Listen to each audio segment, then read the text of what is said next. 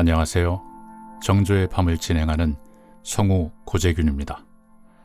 참극의 밤은 지나고 왕의 궐 안에는 무거운 청정만이 내려앉았습니다. 어좌에 앉은 젊은 군주는 망나니의 칼 대신 차가운 먹물과 서책을 쥐었습니다. 일화에서 보았던 피해 숙청이 끝난 뒤 왕은 어떻게 자신의 권력을 성벽처럼 쌓아 올렸을까요? 피비린내를 지우고 이성과 제도로 신하의 숨통을 조여가던 치밀하고 고독한 시간, 그 서늘한 기록의 밤을 이어갑니다.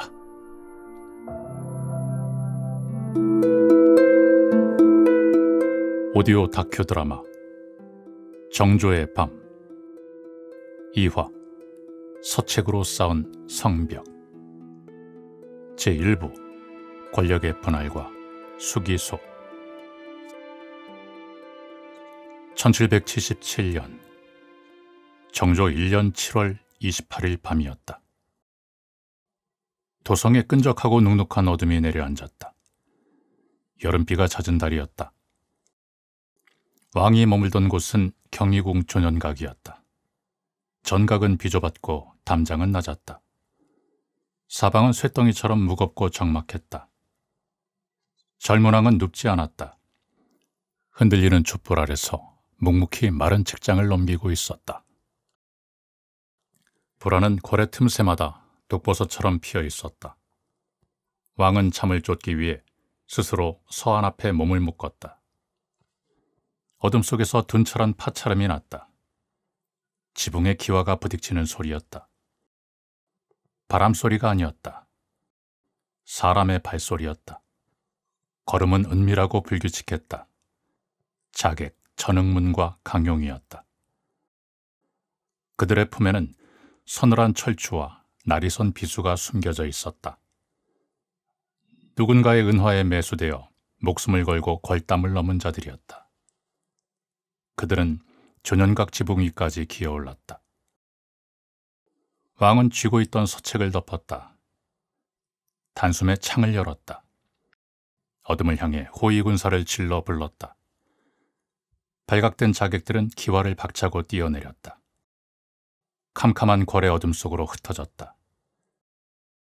즉위 1년 만이었다. 국왕의 침소 지붕이 뚫렸다. 정유역변의 비릿한 서막이었다. 배후의 뿌리는 깊고 질겼다. 노론 벽파와 척신세력의 불만이 한데 얽혀 썩어가고 있었다. 선왕의 계비, 정순왕후의 친정 세력과도 닿아 있는 음모였다. 더욱 끔찍한 것은 궐 안의 눈과 귀였다. 왕의 일거수 일투족을 수발하던 궁녀와 내관들마저 자객의 길잡이 노릇을 했다. 수라를 올리는 궁녀의 치마폭도, 문을 지키는 나인의 소매끝도 믿을 수 없었다. 궁궐안의 그 누구도 온전히 믿을 수 없는 고립무원의 옥자였다. 왕은 즉각 금이영의 군사를 움직였다. 도성의 사대문을 굳게 닫아 걸었다. 경희궁뜰에 가혹한 공문장이 열렸다. 배후로 지목된 숙의 홍상범과 그 일당들이 포도청의 차가운 바닥으로 엮여 들어왔다. 역모의 증거는 명백했다. 왕은 주저하지 않았다. 국무는 율령의 절차대로 건조하고 빠르게 진행되었다. 홍상범에게 거열령이 내려졌다.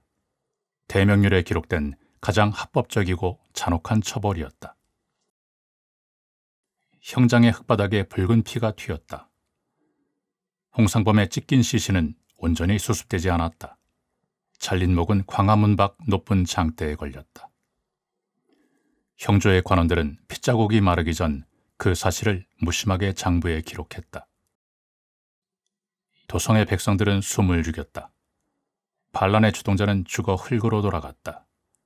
그러나 왕은 경희궁의 어자가 안전하다고 결코 믿지 않았다. 도성에 뿌려진 핏자국은 여름비에 씻겨 내려갔다. 하지만 정적들의 낡고 부패한 사상은 여전히 궐의 틈새와 육조의 마룻바닥에 또아래를 틀고 살아있었다. 해를 넘겼다. 1778년 정조 2년이 밝았다. 어자는 사방이 뚫린 거대한 표적이었다. 무력만으로는 이 고립을 뚫어낼 수 없었다. 왕은 전면에 나서서 피 묻은 칼을 직접 휘두르지 않았다.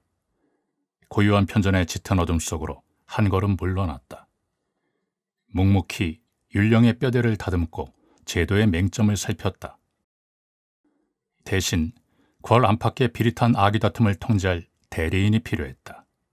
가장 강력하고 잔인한 사냥개가 필요했다. 도승지 홍구경이었다. 그는 세손 시절부터 왕의 지근거리를 지킨 서늘한 그림자였다. 왕을 향한 독약을 몸으로 막아내고 자객의 칼끝을 가장 먼저 마주했던 자였다. 암사 시도 직후 왕은 궐의 낡은 수비 체계를 완전히 뜯어고쳤다. 국왕의 호위만을 전담하는 막강한 군영 수기소를 궐 안에 전격 창설했다. 왕은 홍구경을 그 수기대장 자리에 앉혔다. 왕의 처소 주변으로 중무장한 군사들이 상시 주둔하며 겹겹이 진을 쳤다.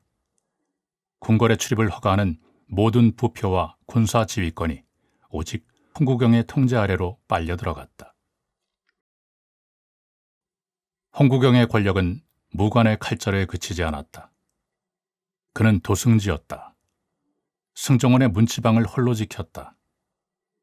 조선 팔도에서 올라오는 모든 상소문과 국정문서의 첫 장은 왕의 서한에 닿기 전 반드시 홍구경의 시선을 거쳐야만 했다. 여기에 더해 그는 이조참의를 겸직했다. 육조 관리들의 승진과 좌천을 쥐고 흔드는 핵심 인사권마저 틀어쥐었다. 도성의 군사력과 조정의 행정망을 동시에 장악한 끔찍하게 비대해진 권력이었다. 홍구경이 움직일 때마다 흑두포가 바람에 펄럭였다. 그것은 두려움의 상징이었다. 의정부의 늙은 노신들은 왕의 오간을 뵙기 전 궐문을 나서는 도승지의 눈치를 먼저 살피기 바빴다. 권력의 길이라는 뜻의 세도. 그 묵직하고 비릿한 단어가 도성의 저작거리에 역병처럼 돌기 시작했다. 정조는 그 기형적인 숙청과 궐의 호위를 철저히 홍구경의 손에 떠맡겼다. 포도청에서 살이 찢기는 비명이 넘어와도 무심하게 귀를 닫았다. 왕은 고요한 편전에서 묵묵히 마른 붓을 적셨다. 무거운 역사서를 펴고 다음 제도의 밑그림을 그렸다. 후경에게 궐의 군사를 모두 내어주었다. 승정원의 길목도 그의 손에 온전히 쥐어주었다. 도성의 치안을 명목으로 반대팔을 울가매는 권한마저 허락했다. 그는 나를 대신해 도성의 진흙탕을 뒹굴고 낡은 정적들의 숨통을 짐승처럼 물어뜯는다. 형조의 뜰에서 뼈가 부러지고 포도청의 바닥에 피가 고인다. 그 과정에서 손에 묻는 비릿한 핏자국은 온전히 그의 몫이다. 나는 고요한 편전의 어둠 속에 홀로 앉아 서책을 쥐고 조선에 흔들리는 율령의 뼈대를 다시 세운다. 의정부의 대신들은 소매로 입을 가리고 숨을 죽인 채 수군될 것이다. 젊은 임금이 암살의 공포에 사로잡혀 이성을 잃었다고 할 것이다. 무소불위의 신하 등 뒤로 비겁하게 옥체를 숨겼다고 조롱할 것이다. 내버려둔다. 저들이 수기소의 거친 군화 발밑에서 몸을 납작하게 엎드리고 목숨을 구걸하게 둔다. 그 핏빛 혼란의 시간 동안 나는 아무런 정치적 방해 없이 궐 안에 새로운 이성의 토대를 철벽처럼 굳건히 다진다. 이것은 비겁한 도피가 아니다. 가장 차갑게 계산된 통치의 이면이다. 이 거대한 권력을 한 신하에게 나눠준 것은 오직 나의 치밀한 의지다. 한 사람에게 비정상적으로 집중된 권력은 시간이 지나면 반드시 스스로 부패하고 흉포해진다. 피냄새에 취한 사냥개는 이성을 잃고 제 주인의 목까지 물어뜯으려 드는 법이다. 그 오만이 자라나 돌이킬 수 없는 지경에 이르면 사냥개의 목줄을 벨 명부는 자연스럽게 이 옥자로 돌아오게 되어 있다. 그 서늘한 사냥의 때가 올 때까지 나는 흔들림 없이 곡정의 일상을 기록하고 무거운 책장을 넘길 것이다. 정조는 무소불위의 수기소를 거대한 방패로 삼았다. 낡은 척신 세력의 물리적 저항을 무자비하게 짓눌렀다. 시간은 1778년을 지났다. 1779년 정조 3년으로 치달아 접어들었다. 홍구경이 도성의 치안을 틀어지고 매일 밤 붉은 피를 묻히는 동안 왕은 텅 빈 책상 위에서 전혀 다른 질감의 무기를 서늘하게 벼리고 있었다. 국정의 물리적 안정이 찾아오면 비대해진 경호 조직의 쓸모는 허무하게 끝이 난다. 옥좌의 군주는 묵묵히 자신의 기록 장부, 일성록을 폈다. 그날의 정사와 권례 일상을 극도로 건조하고 시린 문장으로 낱낱이 남겼다. 종이 위를 스치는 왕의 붓끝은 형조의 쇳덩이보다 무겁고 단단했다. 그는 신하에게 빌려준 거대한 권력을 회수하고 어그러진 제도를 자신의 손으로 정상화할 그 정확한 시점을 어둠 속에서 차갑게 가늠하고 있었다.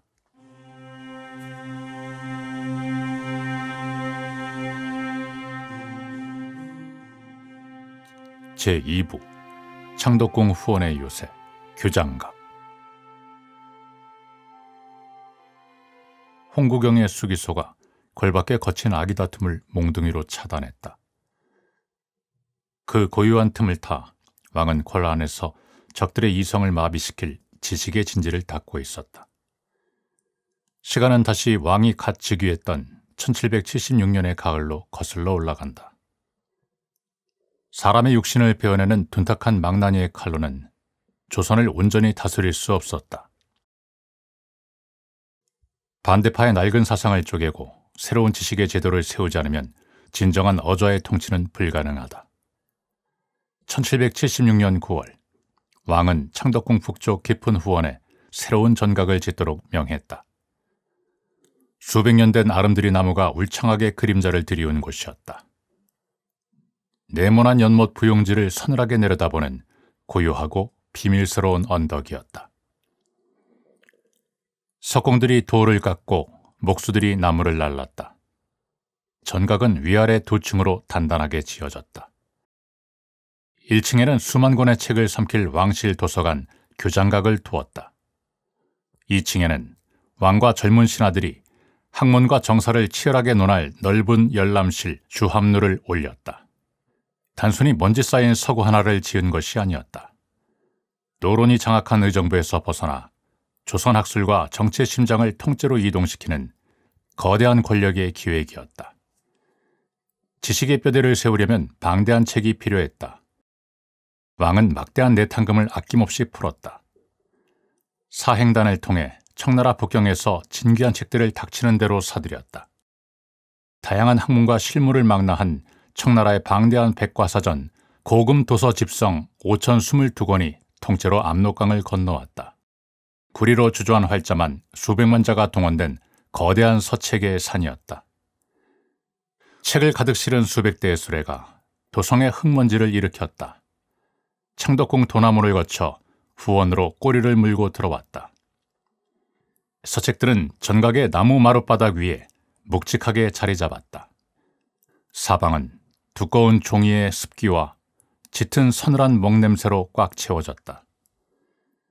의정부를 장악했던 노론의 대신들은 당황했다.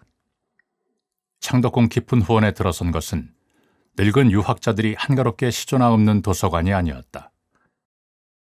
젊은 왕이 조선의 학문과 정책을 단숨에 틀어지기 위해 치밀하고도 단단하게 지어올린 거대한 활자의 요새였다.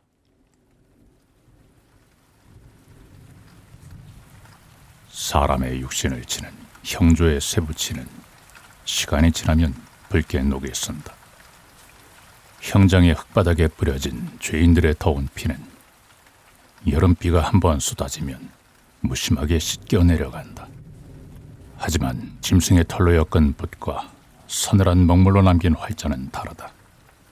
300년의 비바람과 전란을 버티고 종이 위에 살아남는다.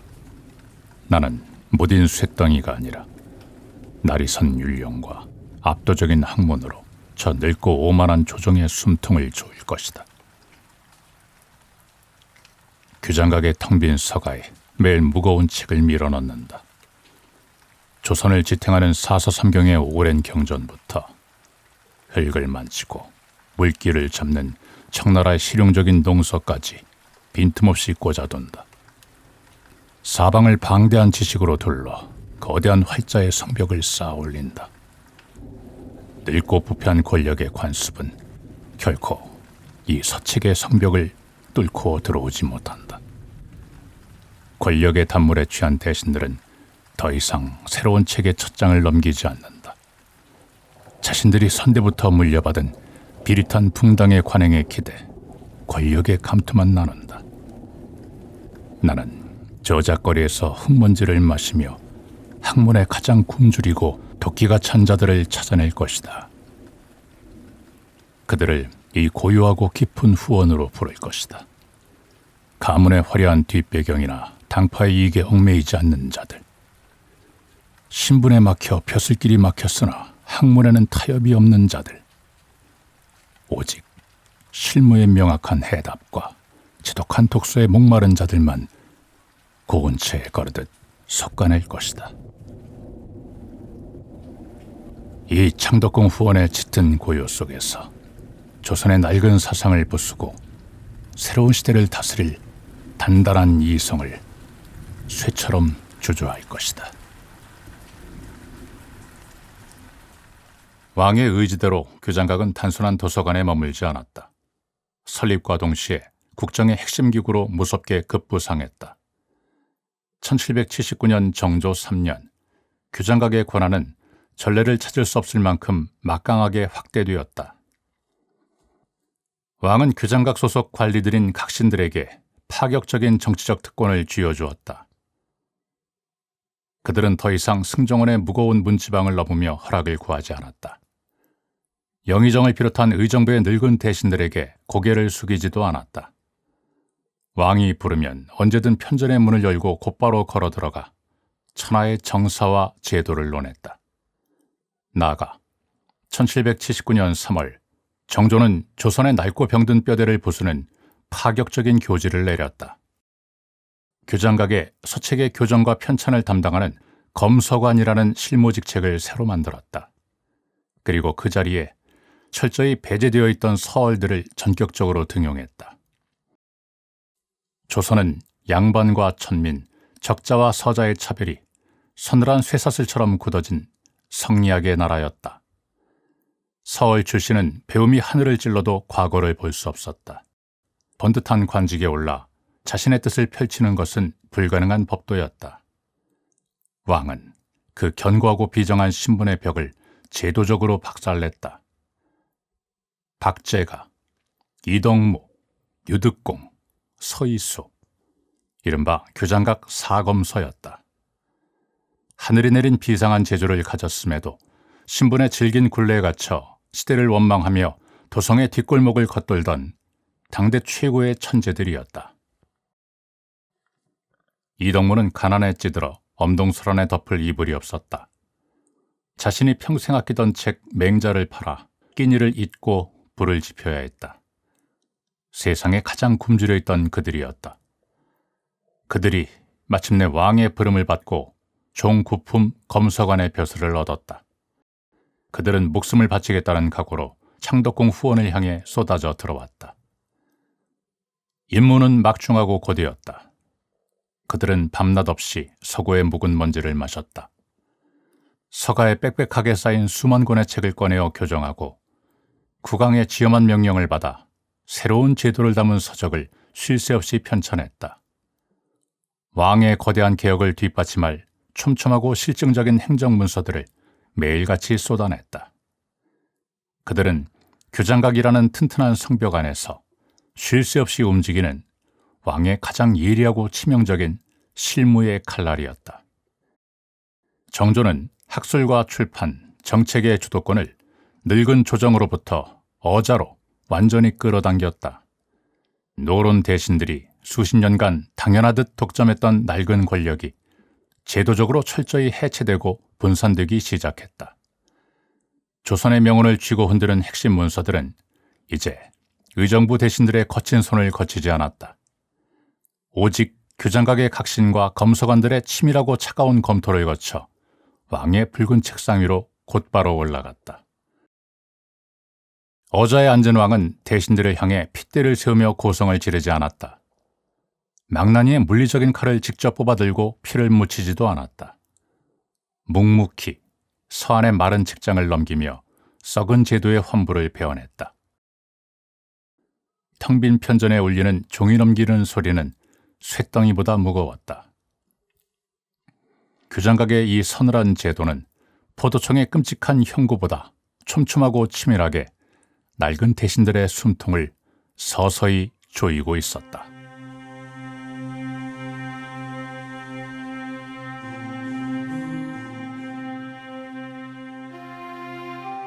제3부 밤을 밝히는 자들. 1781년 정조 5년이었다. 창덕궁 후원 규장각에 무거운 서책이 쌓였다. 청나라에서 들여온 묵직한 종이의 냄새가 전각을 채웠다. 활자로 성벽을 쌓은 왕은 사람을 찾았다. 이 방대한 지식을 펴려낼 날카로운 머리들이 필요했다. 노론의 그물망은 질기고 넓었다. 궐 안의 인사권은 수십 년간 그들의 낡은 관행 속에 갇혀 있었다. 왕은 그 부패한 그물망 바깥으로 시선을 돌렸다. 서늘하고 낯선 제도를 꺼내들었다. 촉의 문신이었다. 기준은 명확했다. 참상관과 참하관을 아우르는 당하관 중에서 옥석을 골랐다. 나이는 37살 이하로 잘라냈다.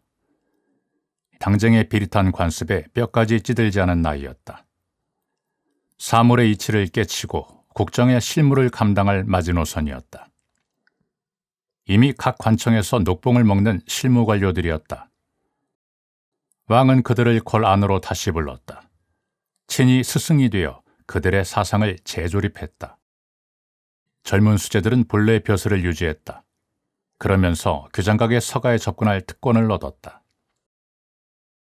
왕은 사가 독서의 명을 내렸다. 육조의 번잡한 행정을 면제했다. 관청의 고된 잡무에서 손을 떼게 했다. 오직 서책에만 눈을 묻게 했다. 표면은 너그러운 성군의 학문장녀였다. 이면의 계산은 냉혹했다. 노론벽파의 늙은 질서를 우회하려는 치밀한 포석이었다.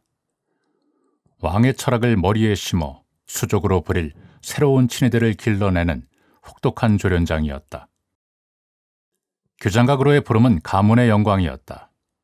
그러나 그 영광의 대가는 뼈를 깎는 수고로움이었다. 주함누는 차를 마시며 시조를 읊는 한가로운 정자가 아니었다. 왕의 실질적 지식 아래 신하들의 사상을 짓이겨 맞추는 서늘한 형틀이었다. 점검은 끊이지 않았다. 열흘마다 배운 것을 바쳐야 했다. 순과였다. 달이 바뀌면 왕이 직접 문제를 내렸다. 월과였다. 왕의 과제는 경전에 죽은 글귀를 묻지 않았다. 가뭄의 땅을 살릴 세법을 물었다. 굶주린 백성을 거둘 병참을 물었다. 베려진 칼끝처럼 현실적인 물음표들이 쏟아졌다. 채점 기준은 왕의 성적만큼이나 가혹했다. 통, 약, 조, 불. 4개의 등급이 매겨졌다.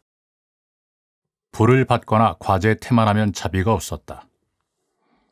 이미 어엿한 벼슬아치들이 동료들 앞에서 체면을 짓밟혔다. 벼락 같은 질책이 떨어졌다. 징벌은 살갗에 닿았다. 승진의 길을 막았다. 관직의 품계를 깎아내렸다. 먼 지방으로 내쫓았다. 촉의 문신들은 어자의 시선을 두려워했다. 비워진 벼루를 내려다보는 왕의 눈빛은 시렸다. 그들은 골문 밖을 나서도 눕지 못했다. 매일 밤 희미한 등잔불 아래서 눈에 핏발을 세웠다. 무거운 책장을 씹어삼키듯 넘겼다. 겨울바람이 살을 애는 깊은 밤, 도성의 징소리가 어둠의 허리를 베었다. 창덕궁의 둔탁한 골문이 굳게 닫혔다. 도성은 잠들고 육조의 대신들도 잠들었다. 그러나 창덕궁 후원의 언덕은 눈을 뜨고 있었다. 주합루의 촛불은 꺼지지 않았다. 흔들리는 불빛이 창호지를 뚫고 새어나왔다. 축의 문신들의 육신은 한계까지 긁혀 있었다. 매일 떨어지는 과제 하중이 그들의 정수리를 짓눌렀다. 부슬진 손목에 힘이 풀렸다. 차가운 마룻바닥에 몸을 뉘었다. 짧고 무거운 수마에 빠져들었다. 그때였다. 조용하고 일정한 보폭의 발소리가 들렸다. 주합루의 좁은 나무 복도가 울렸다. 왕이었다. 정조는 호위 군사들을 전각 아래에 물렸다. 늙은 내관 하나만을 거느렸다. 소리 없이 문풍지를 밀었다. 왕은 잠든 신하들을 흔들어 깨우지 않았다. 차가운 공기가 도는 방안을 묵묵히 거닐었다. 뒷짐을 진 채 신하들의 굽은 등을 내려다보았다. 한 문신이 서안에 엎드려 있었다. 추위에 몸을 둥글게 만치었다. 왕의 걸음이 그 앞에 멎었다. 왕은 자신이 두르고 있던 묵직한 갓옷을 벗었다. 임금의 털옷이었다. 그의 좁고 굽은 어깨 위로 조용히 덮어주었다. 잠든 신하의 호흡이 고르게 가라앉았다. 털옷의 온기가 얼어붙은 몸을 녹였다. 왕은 소리 없이 몸을 돌렸다. 짙은 어둠이 깔린 후원의 흙길을 딛고 대전을 향해 적막한 걸음을 옮겼다.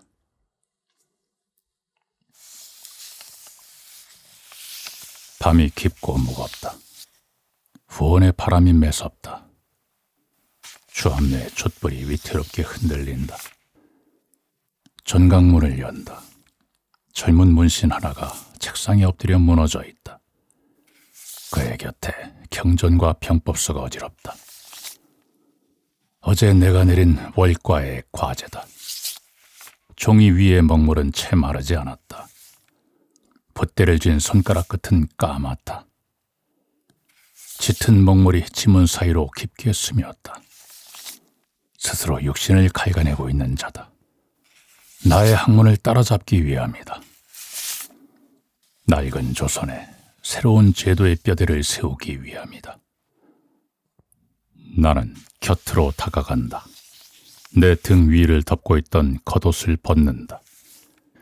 그의 좁은 어깨 위에 덮는다. 그는 나의 체온 아래서 미동이 없다. 이것은 값싼 연민이 아니다. 피로에 지친 짐승을 어루만지는 단순한 위로가 아니다. 이것은 가장 정교한 통치다. 그들의 정신 위에 내리는 묵직한 형틀이다. 날이 밝을 것이다. 저자는 잠에서 깨어난다. 자신의 어깨를 덮은 옷의 무게를 느낀다. 그것이 옥좌에 앉은 임금의 것임을 확인한다. 그는 가슴 밑바닥에서부터 전율할 것이다. 캄캄한 어둠 속에서 자신은 외롭게 사책과 싸웠다. 그러나 왕의 두 눈은 그 고단한 땀방울을 묵묵히 굽어보고 있었다.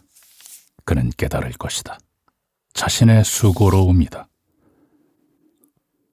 왕은 그것을 조금 더 흘리지 않고 장보 위에 셈하고 있다. 그는 뼈저리게 알게 될 것이다. 은혜는 위에서 아래로 흐른다. 이 묵직한 은혜는 날선망나니의 칼보다 질기다. 단단한 결속을 신하의 심장 깊숙이 박아넣는다. 감격은 자발적인 족쇄가 된다. 저 젊고 총명한 머리들을 내 어자 곁에 영원히 묶어둘 것이다. 사방이 적막하다. 수면은 가장 무방비한 시간이다. 이성이 흐려지고 방어의 벽이 무너진다. 그러나 나는 옥좌에서 쉽게 눈을 감지 않는다. 궐의 어둠을 주시한다. 내가 뜬 눈으로 조선의 밤을 지켜보는 한 저들은 감히 긴장의 끈을 놓지 못할 것이다. 군주의 행동은 치밀하게 조율되었다. 소문은 날이 밝자마자 날개를 달았다. 교장각을 넘어 궐 안팎으로 번졌다. 임금이 늦은 밤까지 신하를 지켜보았다. 친히 털옷을 벗어 덮어주었다.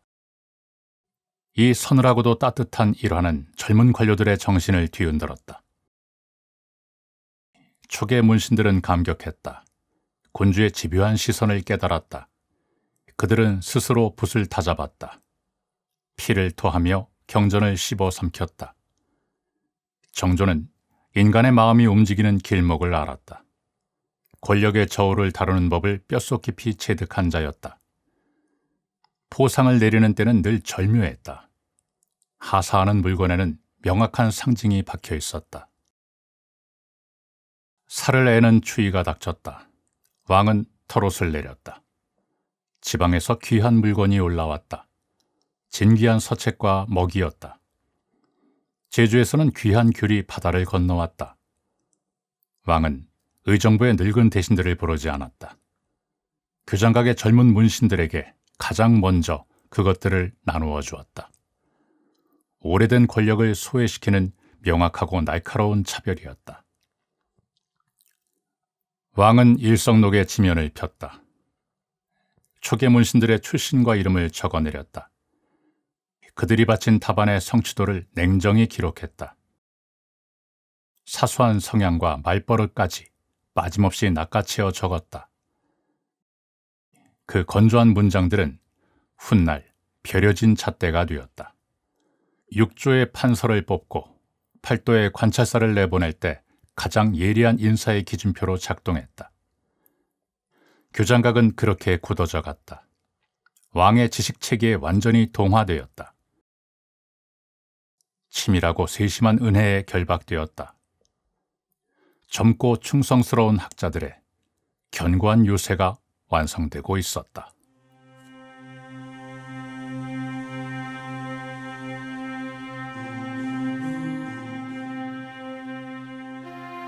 제4부 지식의 척도. 창덕궁 후원의 교장각은 붐볐다. 조선각지에서 건너온 지식들이 쌓였다. 젊은 관료들의 더운 숨결이 전각을 채웠다. 왕의 편전은 질감이 달랐다. 창덕궁 희정당이었다. 그곳에서는 치열하고 비릿한 정치가 벌어졌다. 후원과는 전혀 다른 온도였다. 경연이 열렸다. 임금과 신하가 마주 앉았다. 유교 경전을 강독하고 국가의 현안을 치열하게 논하는 자리였다. 본래 조선의 경연은 늙고 학식 높은 대신들의 동무대였다. 그들은 군주에게 유교적 도리를 주입했다. 정치의 낡은 명분을 훈계하듯 가르쳤다. 과거의 임금들은 어좌에 단정히 앉았다. 신하들의 문장은 길고 장황했다. 임금은 이를 묵묵히 삼켰다. 오랜 관례였다. 단순히 학문을 닦는 자리가 아니었다. 왕권을 통제하는 목줄이었다. 신권을 다지는 노론 세력의 서늘한 무기였다. 조참, 주강, 석강, 하루 3번의 경연이 이어졌다. 임금에게는 피를 말리는 고단한 인내의 시간이었다. 하지만 정조시대의 경연은 양상이 완전히 뒤집혔다. 어자에 앉은 젊은 왕은 순종적인 학생이 아니었다. 피동적으로 듣고만 있지 않았다. 그는 신하들의 논리를 날카롭게 분해했다. 경전의 뿌리를 집요하게 파고들었다. 묻고 또 물으며 벼랑 끝으로 몰았다. 조선에서 가장 까다로운 주관자였다. 가장 냉혹한 스승이었다. 왕의 붉은 서한 위에는 고전이 층층이 쌓였다. 서경과 주역, 논어와 방대한 역사서들이었다. 그 아래 희정당의 마룻바닥은 찼다. 조정을 이끄는 영의정과 좌의정이 무거운 관복을 입고 엎드렸다. 핵심 노론 대신들이 자리를 좁혀 앉았다. 정조는 살아남아야 했던 자다. 세손 시절부터 반대파의 위협은 일상이었다. 자객의 공포가 문지방을 넘나들었다. 정조는 두려움을 견뎌야 했다. 불면의 밤을 뜬 눈으로 지새웠다. 그는 잡생각을 짓이기기 위해 밤을 새워 서책을 파고들었다. 살아남기 위한 지독한 본능이었다. 뼈를 깎아 방대한 학식을 쌓아 올렸다. 눈에 박히는 대로 외워버리는 실증적인 암기력을 길렀다. 조정의 늙은 유학자들을 가볍게 능가하는 쇳덩이 같은 지식이었다. 왕이 마른 책장을 넘겼다. 마차름이 고요한 희정당의 공기를 갈랐다. 신하들의 호흡이 멎었다. 편전의 공기가 무겁게 내려앉았다.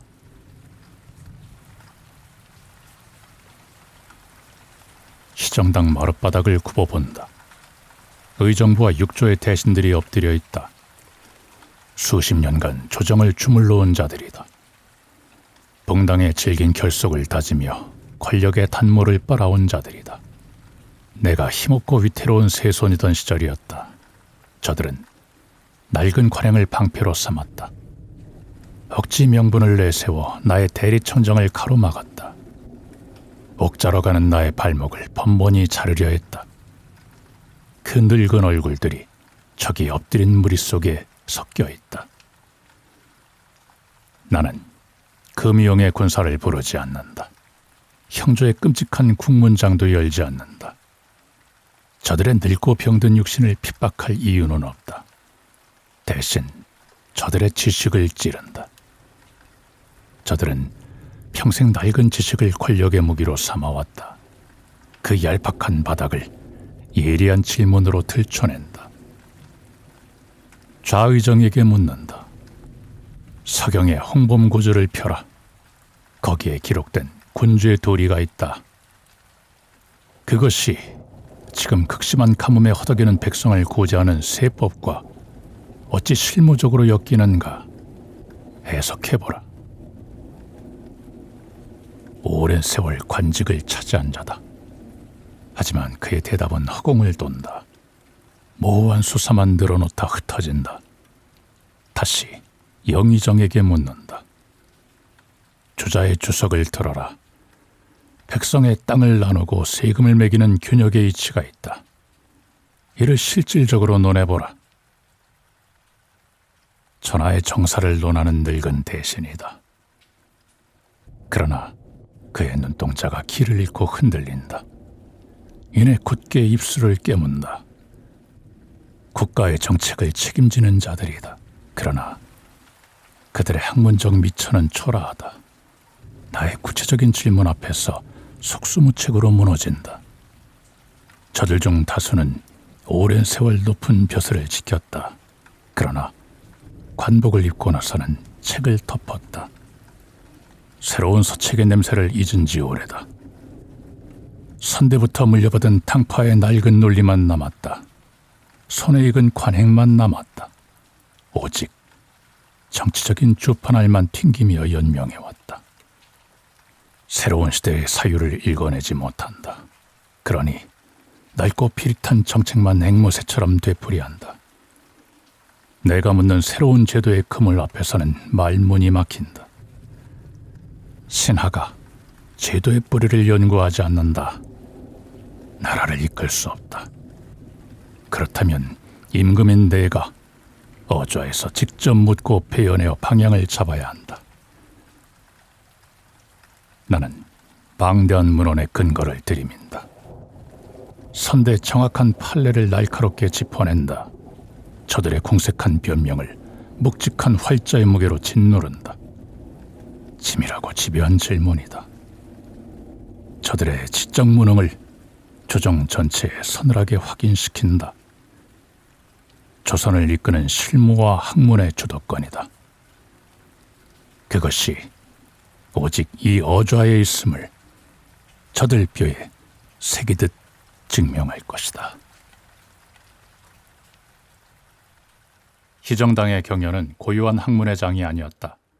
팽팽한 정치적 단도대였다. 늙은 신하들에게는 숨막히는 형틀이었다.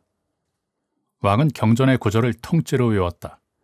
수백 년 전의 구체적 사례들을 끄집어냈다. 토시 하나 틀리지 않았다. 막힘없이 논리를 전개했다. 대신들은 방어에 급급했다.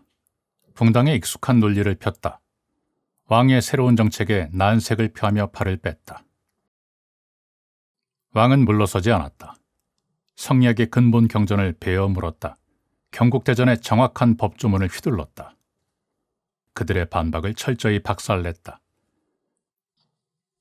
신하들은 명확한 근거를 잃었다. 논리의 바닥이 드러났다. 늙은 신하들은 왕의 압도적인 학식에 감복한다고 엎드렸다. 황급히 꼬리를 내리며 상황을 모면하기 바빴다. 왕은 억지로 핏대를 세우지 않았다. 진노하며 고성을 지르는 일도 없었다.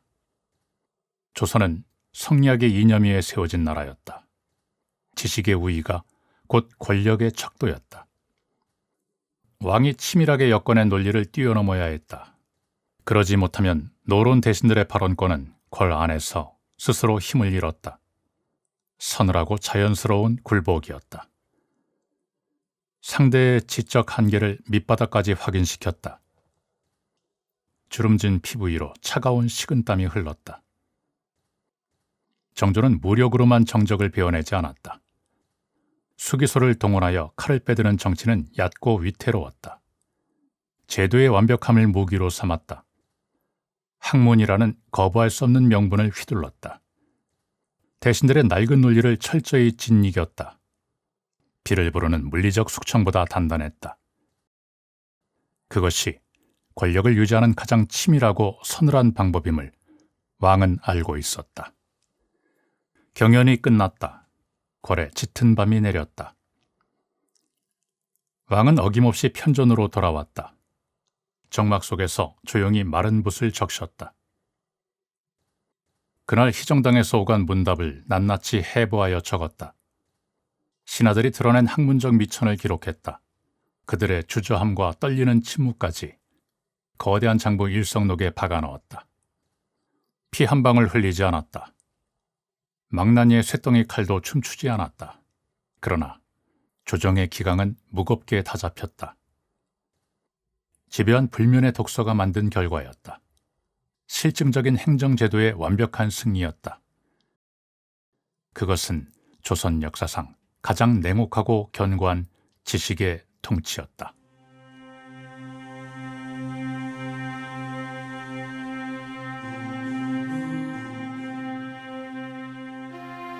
제5부 흩어진 칼과 모이는 기록. 시간은 1779년 가을을 지났다.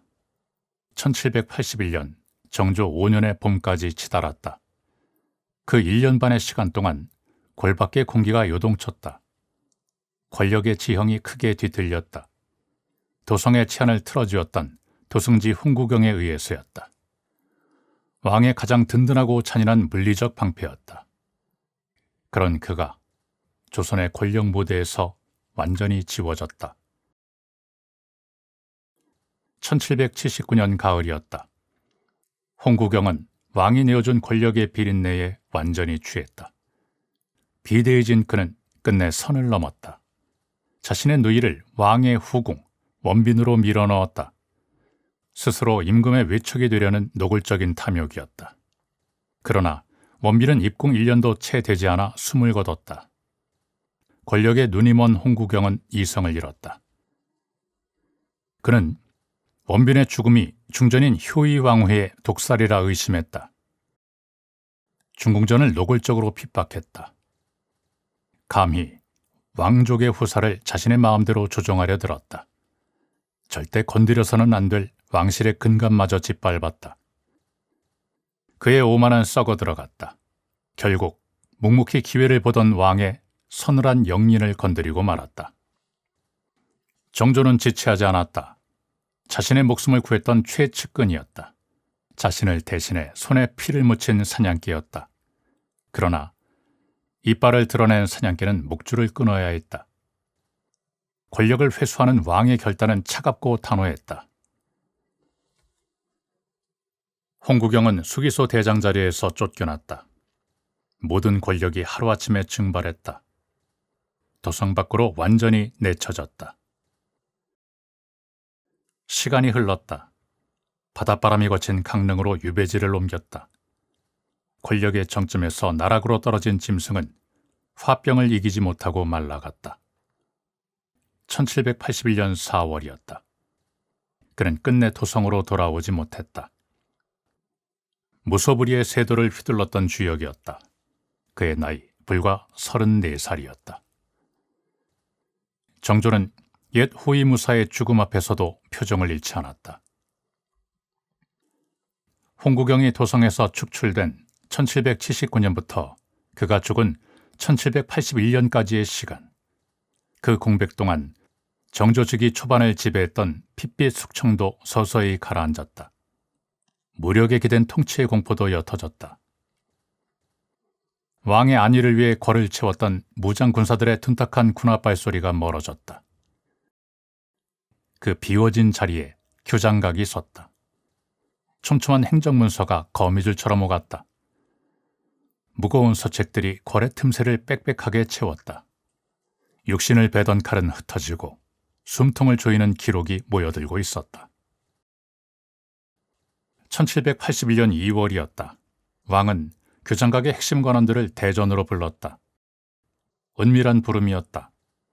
왕은 낡은 문서 뭉치들을 그들 앞에 무겁게 내어주었다. 동궁 시절부터 밤마다 홀로 쥐어짜듯 적었던 조년각 일기였다. 문서들은 손때가 묻고 달아있었다.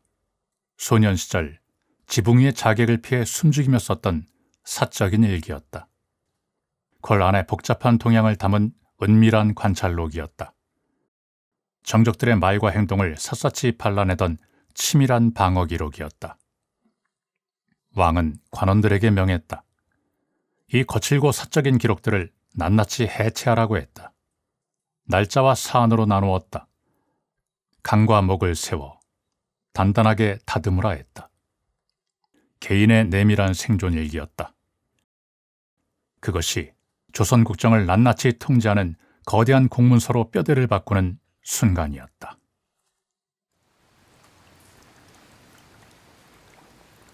홍구경이 강릉에서 병사했다는 전가를 받았다.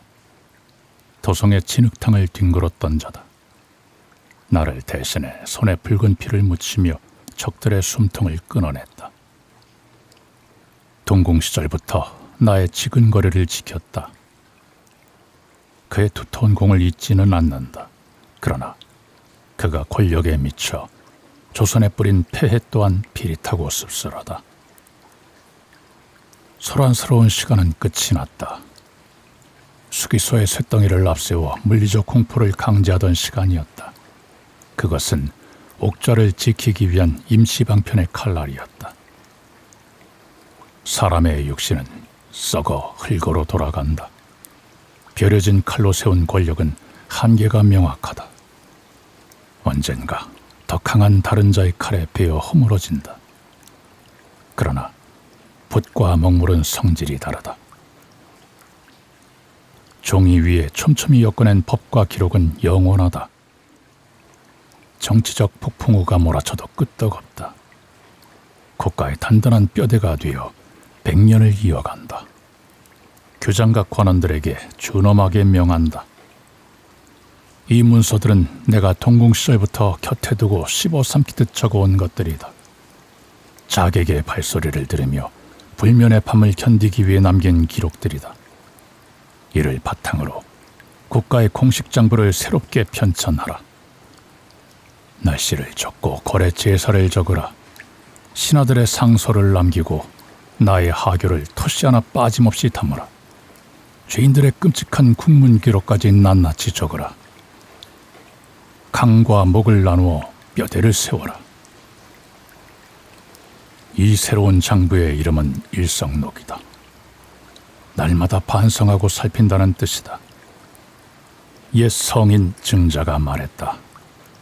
나는 날마다 3번 나를 살핀다. 그러나 나의 의도는 낡은 성인들의 뜻과 다르다. 내가 밤마다 무거운 표류에 먹을 가는 이유는 단 하나다. 도덕적 수양 따위를 백성에게 과시하려는 얄팍한 위선이 아니다. 어제 내가 뱉은 하교를 스스로 잊지 않음이다.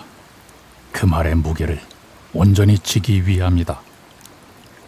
오늘 궐 안에서 벌어진 정사와 신하들의 엇갈리는 세치혀에 단 한 치의 오차도 두지 않고 책임을 묻기 위함이다. 오늘부터 나의 기록은 좁은 편전에 갇히지 않는다. 나는 매일 밤 종이 위에 꾹꾹 눌러 서늘한 문장을 새긴다. 이 문장들은 조선 국정을 가늠하는 차갑고 엄중한 잣대다. 저 늙은 대신들의 엇갈리는 발언을 매일 대조할 것이다. 그들의 관직 생활과 행적의 목줄을 무겁게 쥘 것이다. 이것은 가장 단단하고 투명한 결박이다. 규장각의 학문과 일성록의 활자로 거대한 성벽을 주조했다. 조선에서 가장 견고한 제도의 요새다. 도성의 그 어떤 막강한 권력자도 무딘 칼로는 결코 이 활자의 성벽을 무너뜨리지 못할 것이다. 1781년 2월의 끝자락이었다. 규장각 관원들이 왕의 일기를 하나로 묶어내기 시작했다. 피말리는 편찬 작업이었다. 국가 공식 장부, 일성록의 탄생이었다. 과거의 세손은 위태로웠다. 오직 자객을 피하고 살아남기 위해 매일 밤 웅크린 채 일기를 썼다. 지독히 방어적인 고독의 산물이었다. 이제 그 기록의 칼끝이 방향을 틀었다. 천하의 관료들을 통제한다. 조선의 거대한 행정을 옥죄는 지배자의 논리로 단단하게 배려졌다. 이후 정조는 기록을 멈추지 않았다. 어자에 앉은 내내 붓을 쥐었다. 자신이 병환이 깊어 의식을 잃거나 특별한 국상을 당한 날을 제외하고는 지독하게 기록을 이어나갔다. 훗날 이 기록은 2300여 체계에 달했다. 조선 역사상 유례를 찾을 수 없는 끔찍하리만치 방대한 분량이었다. 가장 사적이고 가장 공적인 조선의 장부였다. 1781년 2월, 이 고요한 창덕궁 편전에서 본격적인 편찬에 무거운 닻을 올렸다. 젊은 군주는 더 이상 피를 부르지 않았다. 쇳덩이 무력으로 어자를 지키지 않았다. 신분을 묻지 않고 젊은 관료들을 궐 안으로 거두었다. 곁에 두어 새로운 제도를 만들었다. 방대한 독서량을 무기로 삼았다. 실증적인 논리와 근거로 경연에 나서 조정대신들의 낡은 관습을 박살냈다. 치밀하고 냉혹한 통치의 과정이었다. 이 모든 궤적이 빠짐없이 일성록의 얇은 지면 위에 무겁게 스며들었다. 숙청의 시대는 저물었다. 법과 제도의 시대가 열렸다. 그러나 옥자가 평온해진 것은 아니었다. 신하들의 숨소리까지 문서로 엮어냈다. 모든 일상을 활자로 옥죄려는 군주의 지독한 강박이었다. 활자로 쌓아올린 거대한 성벽 아니었다. 왕은 스스로 감당해야 할 방대한 정무에 짓눌렸다. 짙고 차가운 고독 속으로 묵묵히 걸어들어갔다. 어자에서 뿜어져 나오는 지식과 이성의 압박은 신하들의 숨통을 조였다. 바닥에 엎드린 노론의 대신들은 섣불리 분노를 드러내지 못했다. 그들은 궐의 마룻바닥에 납작하게 엎드렸다. 새로운 권력의 비릿한 풍향을 예민하게 읽었다. 또 다른 방식의 반격을 궐의 어둠 속에서 서늘하게 가늠하고 있었다. 정조는 망나니의 칼 대신 묵직한 서책과 먹물을 쥐었다. 고독하고 치밀한 통치자의 밤이었다. 1781년 정조의 밤은 고요한 편전에서 이제 막 서늘하고 무거운 두 번째 장을 넘기고 있었다.